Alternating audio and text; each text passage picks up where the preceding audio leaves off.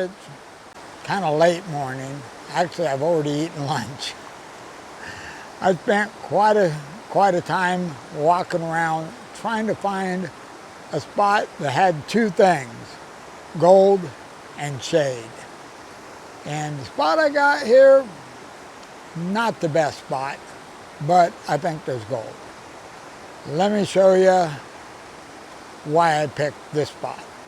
Now this area here, the river's making a turn here. We're on the gravel bar and we're towards the tail end. Now originally I wanted to be at the upper end because the beginning of a gravel bar generally has larger gold than this area we're in. But I can't get to where I want to go, so what I'm looking at here is you'll notice how these big rocks are all lined up here, and the gravel drops off here and it builds up there. So this is where our current is flowing its best. It gets lighter over there, more current over here, and I don't know if the video's showing it, but if you look at the general gravel on this side, it's all rocks about this big. As you go this way, the rocks get smaller and it starts getting little pockets of sand. So that tells you the flow is diminished over there. Well, I'm trying to stay in my 2-gram rut, so I'm gonna stay right in this line where hopefully the larger gold will be. And since we have no bedrock, we're going to use these big heavy boulders embedded in the gravel as our bedrock. Now, the downside to using boulders as your bedrock, they're only good since the last major flood. In other words, these boulders have been moving for a long time. They're large enough that they've been sitting here probably since the flood of '97. So they've been here for 20, 25 years. Now in that time span, every year when the water comes up, gravel moves, it washes away, but the gold will build up behind the boulders. And then when we have a big flood, it just erases that, the boulders move, the gold moves, and the whole thing starts again. That gold is on its way to the bedrock. So what we're looking now is we know we're not getting to the bedrock, so we're going to use the boulders as our bedrock, basically as riffles, and then you got to dig down till you hit the hard pack. That's the secret. That hard pack is where the river's going each year that there's not a major flood. It acts as a false bedrock. That's where your gold will build up until the next major flood. You go past that, then you got to get to the next hard pack, which could be who knows how far down. So, enough talking. Let's get set up. Let's see if we can hit our 2-gram rut. Now I don't know if this is going to work because one rock's in the sun, one rock's in the shade. So you probably can't see this one, but I'll give you a close-up.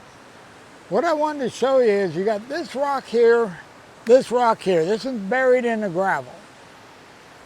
This rock has no buildup behind it, which means this rock is causing the water to hit this rock at an angle.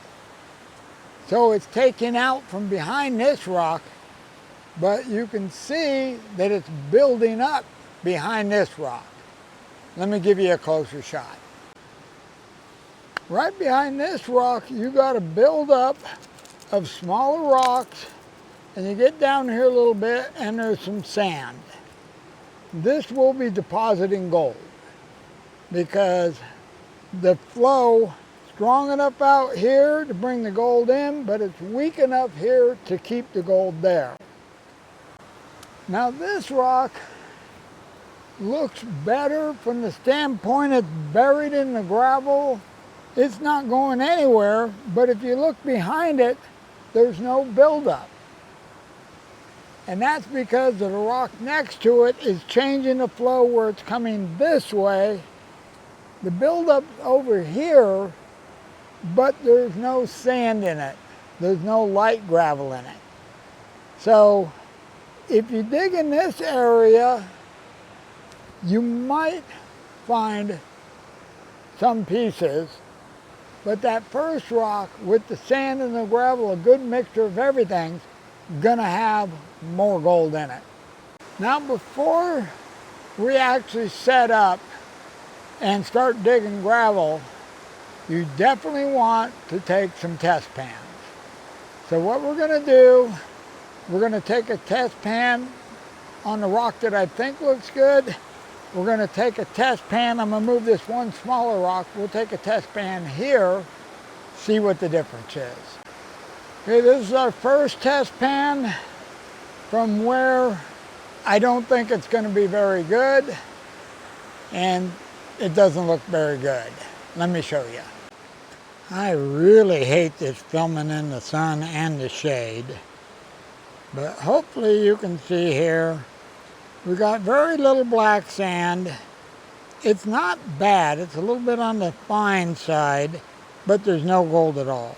Okay, now I'm gonna do a pan out of behind the other rock that actually has the sand and gravel built up behind it. I'll be right back. Got that panned out.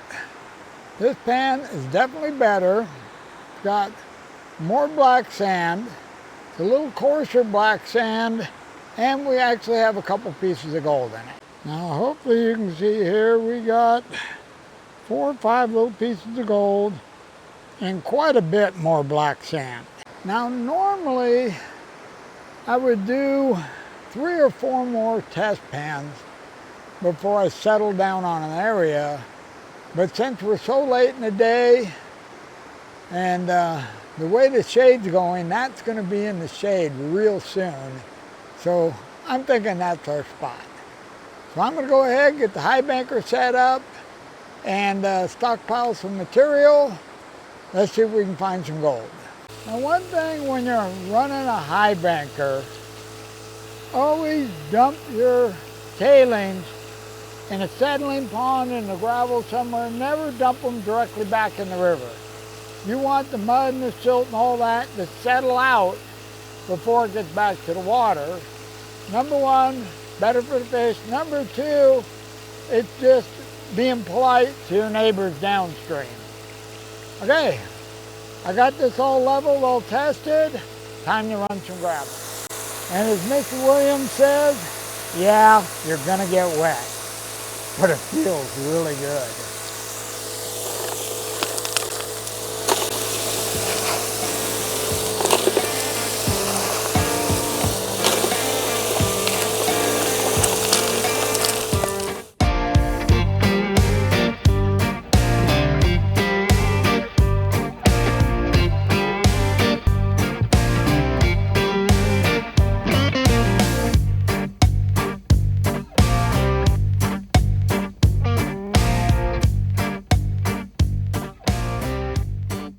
I'm on break, union requires it.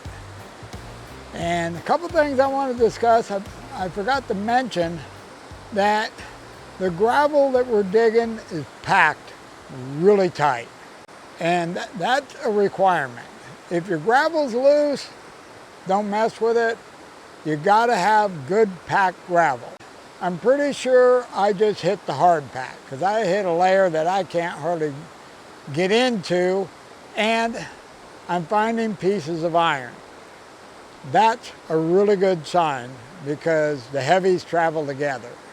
Now when you get little chunks of iron like this, that's a really good sign you're digging in the right spot. I'm going to get me another drink of water, then we're going to get back at it because we've been running quite a while and it's getting late. And we're going to have to pick up before too long, and we got to get the 2 grams. Now, I think I seen a piece of gold. But usually if you think it's gold, it's not. So here's hoping. When we clean the box out, then we'll find out. Okay, I'm going back to work. My plan was to keep track of how many pans I run through here. I know we're at least 6 or 8 or 10. I lost track.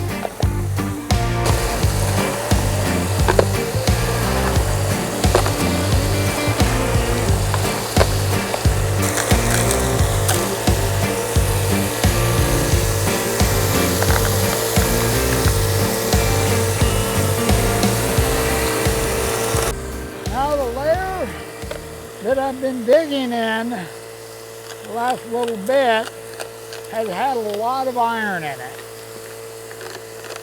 So, and the gravel is really packed, so I'm hoping we're finding some gold.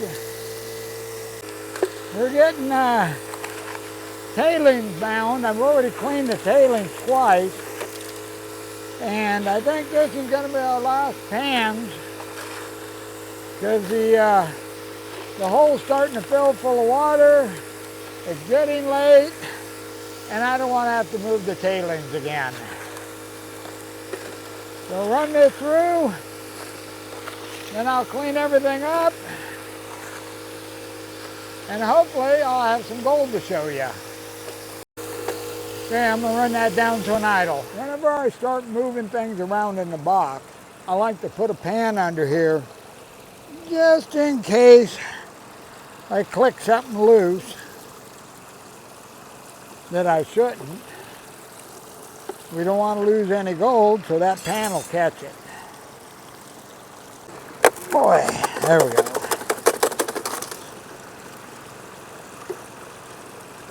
Well, I don't see any nuggets. Not stuck in the screen anyway. Okay, let's take a look at the mat. Okay, we've definitely got gold, because we got gold on the mat.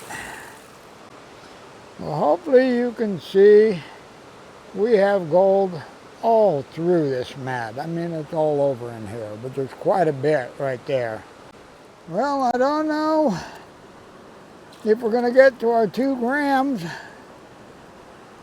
but that's a good start. Well, I'm going to take this down and pan it. This is going to take a while because there's a lot of black sand in here. I've panned this down pretty much as far as I can here because the black sands are really heavy and I've got fine gold sitting on top of them. So to pan it on down without losing the fine gold, I'm going to have to classify it. But I'll swirl around, get it the best I can. We got a lot of gold in here. Let me show you. I don't know how well you can see this, but there's gold all through the black sand, and there's quite a pile up here. Okay, well, I'm going to soak all that up in a snuffer bottle, clean everything up, start packing back to the Jeep, and if nothing exciting happens, I'll see you back at the house. Back at the house, and yep, it's the next day. Well, even though I classified it, it was tough cleaning that up because there was a lot of real fine gold in there.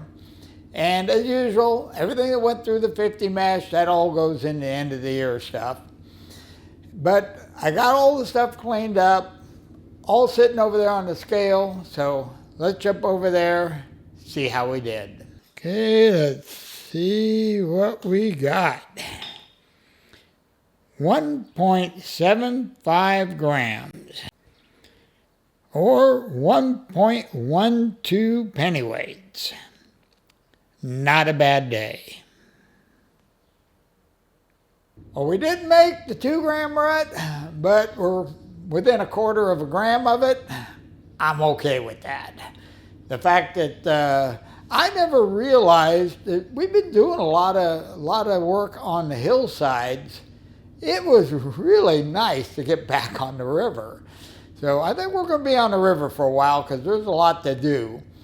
It's just too hot this time of year to be climbing around on the hills anyway. Now that spot we were at wasn't the best. It was a good spot for what we had to choose. And I think if I hadn't started till late, I could have got to my 2 grams. Now I want to head back up there. I haven't decided yet if I'm going to take the sluice box and cross the river. There's a spot over there I'm really interested in. Or if I'm just going to jump in the river and do a little sniping. And it's been a long time since we've done any sniping, so I'm thinking that might win out. But we'll decide that when we head up there. Okay, well that's pretty much all I got on this one, so I'm out of here. You guys have a wonderful day, and I'll see you in the next video.